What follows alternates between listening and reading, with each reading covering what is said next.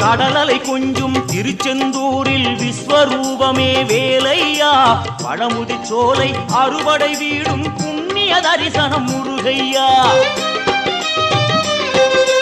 திருநீர் அணிந்து வரும் போது நெஞ்சில் நிம்மதி பிறக்குது கந்தையா சுகனே சிவனார் மகனே உன்னை பாட பாட சுகமாகுதையா வேல் முருகா அரோகரா அரோகரா வேல் முருகா